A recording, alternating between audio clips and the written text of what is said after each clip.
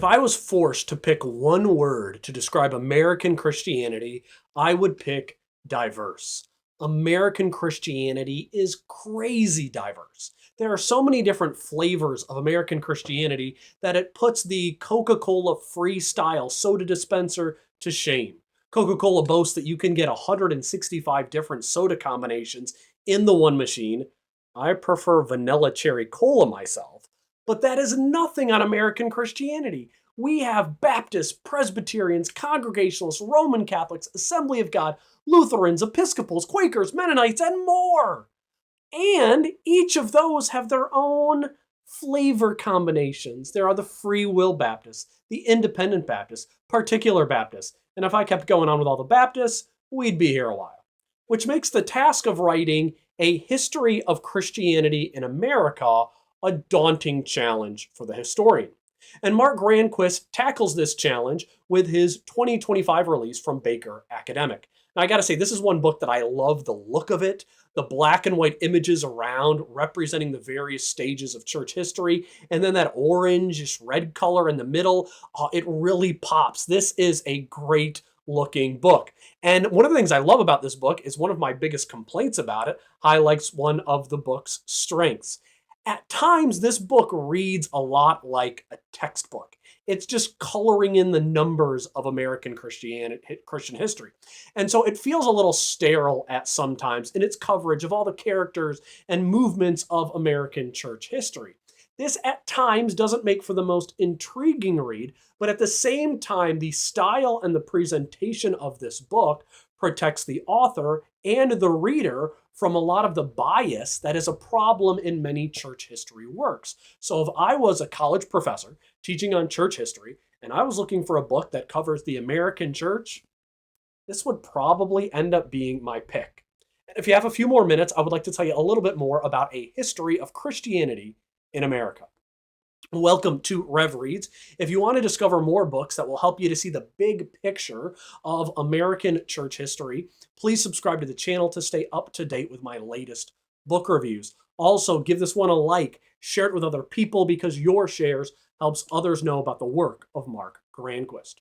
In July of 2025, I will be teaching pastors in Burundi through the Grace Initiative for Burundi. Each year, Grace Life Ministries hosts a pastoral training for 100 to 120 pastors in this East African nation. As one of the instructors, I will be delivering tools for pastoral ministry that these men can't find anywhere else in their country. And if you would like to support the training of these local pastors, please follow the link in the description. Go to gracelife.org/give to help with the training of these local pastors in Africa. A History of Christianity in America by Mark Granquist is a 2025 release from Baker Academic. And there really isn't much to say about the structure of this book or how it's laid out in the table of contents because this one's about as straightforward as it can be. He begins with a brief introductory chapter that looks at the outlines and some of the major themes of American Christianity, such as Christianity in America is a voluntary religion. There is no state support for the church here, so any form of Christianity is free to develop. And if you want to grow your church, you better have an entrepreneurial spirit to go out there and draw in hearers and make disciples, because if you aren't going to go out and reach people, other people are, and they're going to pass you in their move to fulfill the Great Commission. And he also looks at other broad movements in the world and in the nation, such as Enlightenment, and to see the impact that they had on Christianity.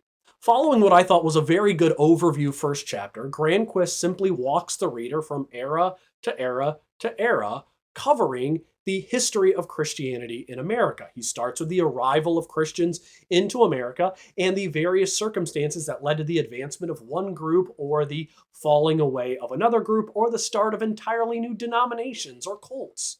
And I found the second chapter on the beginnings of Christianity in America to be the most informative to me. I, like many, always view the start of American church history with the Pilgrims. My own family heritage, tracing back to those early years in Massachusetts, I'm sure has led to my own tunnel vision, that I entirely forgot or neglected the work of Roman Catholics that took place before the Pilgrims ever arrived. And even with the work of the Catholics that took place not only in the South, but also in the North with the fur trappers. Living in Louisiana now, it was interesting to learn about the Creoles and also about those old historic Catholic missions in the South.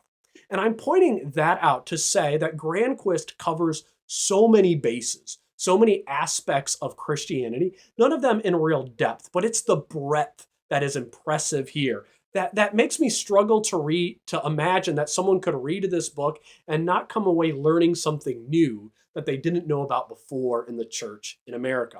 My only real complaint for this book, though, is that it is aimed to cover all the groups, some of which never gained real large numbers, that it might create an unbalanced view of which Christian groups were truly impactful in our nation and society. While he does spend some time covering those numbers, the rise and fall of mainline denominations, for instance, at times I think there are some rather large groups in America that I don't think their impact on America gets quite the coverage that I would have expected in a book like this, because one of the things that Granquist is trying to do is to cover all of the different groups, even sort of the small, barely noteworthy ones. And so sometimes he sort of loses, I think, what should be a larger emphasis on some of the bigger groups in order to mention and cover all of the different groups in American church history.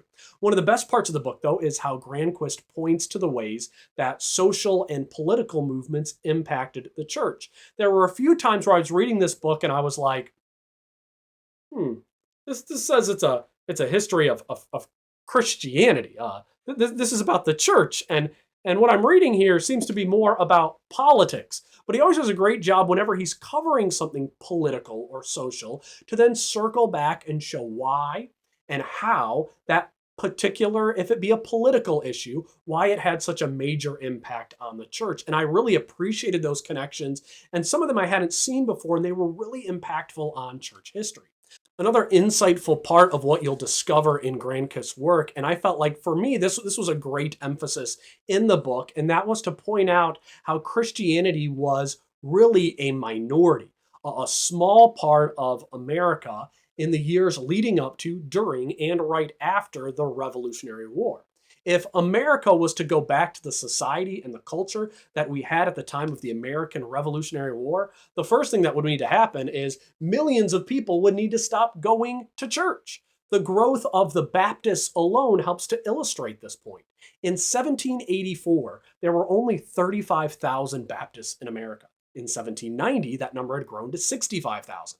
By 1810, that number had ballooned to 170,000. And today, the Southern Baptist Convention alone has 13 million members. Now, the First Great Awakening in the 1740s, it did a lot for the Christian faith in America, but it didn't get America anywhere near to the number of Christians, whether it's church members, church attendees, or simply those who would call themselves Christians, that we experience today, even with our drop in numbers that we've seen over the last several years. And so it helps you to see better how Christianity has grown, how it's changed, how it's developed throughout the history of our nation. Now, those are just a couple of points to whet your appetite of the many things that you will discover in Mark Granquist's A History of Christianity. This book will serve ideally as a Bible college or a seminary textbook, but if a pastor was looking for a great work on church history that was focused on our American context, this would be a wonderful place to start. And if you're just a regular member in the pew and you're wondering how to make sense of our nation and the way that it has embraced and at times rejected Christianity, I think this is a good book to help you put our faith, our church, in the context of American church history. And I believe I know the big picture of the American church better as a result of reading A History of Christianity in America.